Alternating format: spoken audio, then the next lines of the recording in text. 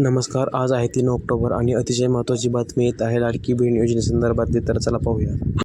तर चौथ्या आणि पाचव्या हप्त्याबद्दलची जी तारीख आहे ती अपडेट झालेली आहे. माहिती कालपर्यंत सांगितलेल्या जेवढ्या तारखा होत्या तेवढ्या सगळ्या फेल झालेल्या आहेत आणि ही नवीन तारीख आलेली आहे. तीच अपडेट आपण आता ह्या व्हिडिओमध्ये सविस्तर पाहणार आहोत. तर त्याचबरोबर तुमचे काय प्रश्न होते की चौथा आणि पाचवा हप्ता आमच्या अकाउंटमध्ये कधी जमा होणार आहे. तसेच 4,500 ऐवजी फक्त एकाच महिन्याचे पैसे भेटले, ते पण 1,500. अजून खात्यात एकही रुपया आलेला नाही. अशा विविध प्रश्नावर आपण आता चर्चा करणार आहोत. त्याचबरोबर जर आपण आपल्या चॅनलवर पहिल्यांदा येत असाल, पहिल्यांदा व्हिडिओ पाहत असाल तर लगेच आपला चॅनल सबस्क्राईब करून घ्यायचा आहे आणि व्हिडिओ आवडल्यास लाईक नक्की करा. चला तर आपण पहिल्या प्रश्नाकडे वळू. तर 4,500 ऐवजी फक्त एकाच महिन्याचे 1,500 रुपये भेटले. तर जाणून घेऊया या महिला नेमकं म्हणत काय आहेत.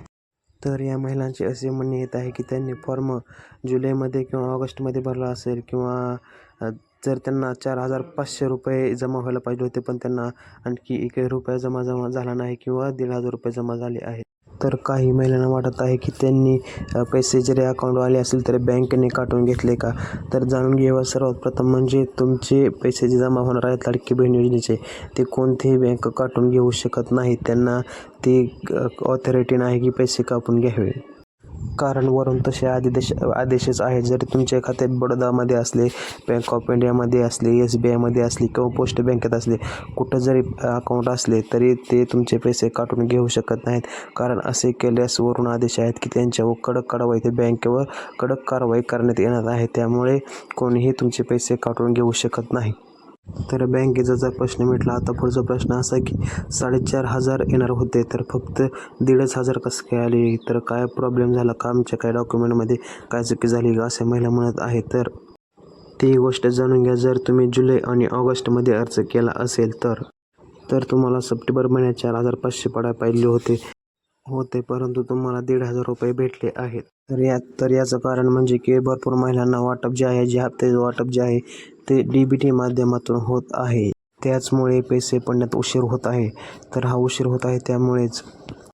आणि जरी उशीर होत आहे तरी जेव्हा येतील तेव्हा 4,500 पडायला पाहिजे होते, तिथे 1,500 कसं काय आले. तर हा पण प्रश्न आहे.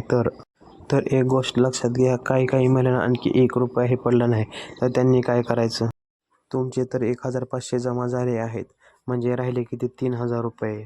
तर एक गोष्ट जाणून घ्या. येणारा जो हप्ता आहे त्यामध्ये म्हणजे तुमचा चौथा आणि पाचवा हप्ता, तर हे जे राहिलेले आधीचे पैसे जेवढे काय राहिले असतील, 1 हप्ता, 2 हप्ता, 3 हप्ता, ते सगळे येणारे चौथ्या आणि पाचव्या हप्त्यामध्ये एकदम सर्वत्र ॲड होऊन सर्व रक्कम एकदम मिळणार आहे.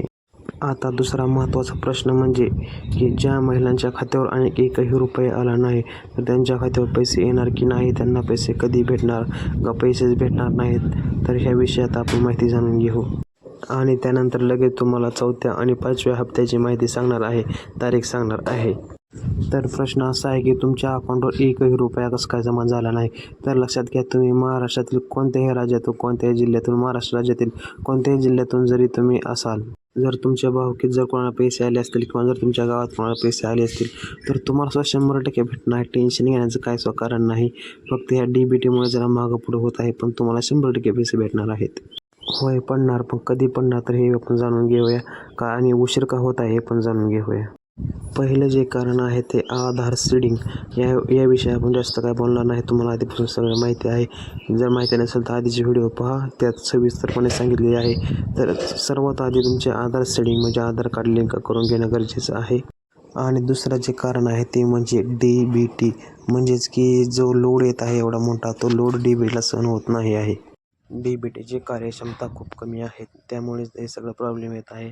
ते ज्या जिल्ह्यात लोकसंख्या कमी आहे तिथे पैसे लवकर जमा होत आहेत आणि ज्या जिल्ह्यांची लोकसंख्या जास्त आहे तिथे जरा उशीर होत आहे, पण पैसे 100% येणार आहेत. तर एक लक्षात घ्या. 25 ते 30 या दरम्यान पैसे कोणाला आले, जर त्या महिलांना आधी पैसे जमा झाले होते 2 हप्ते किंवा 1 हप्ता, 2 हप्ते काय जमा झाले असतील, त्याच महिलांना 25 ते 30 दरम्यान पैसे आलेले आहेत. त्यानंतर 1 ऑक्टोबर ते 5 ऑक्टोबर हे जे 5 दिवस आहेत ते अत्यंत महत्त्वपूर्ण ठरतात. कारण की तर हे पहा, आज 3 ऑक्टोबर आहे आणि कालपर्यंत भरपूर महिलांना पैसे जमा झालेले आहेत. कारण वरून सरकारचा तसा आदेशच आहे की 5 तारखेपर्यंत तिसऱ्या हप्त्याच्या कोणीही लाभार्थी दूर राहिला नाही पाहिजे. तर आता वळूया आपल्या नेक्स्ट प्रश्नाकडे, तो म्हणजे की चौथा आणि पाचवा हप्ता कधीपर्यंत तुमच्या खात्यात जमा होणार आहे.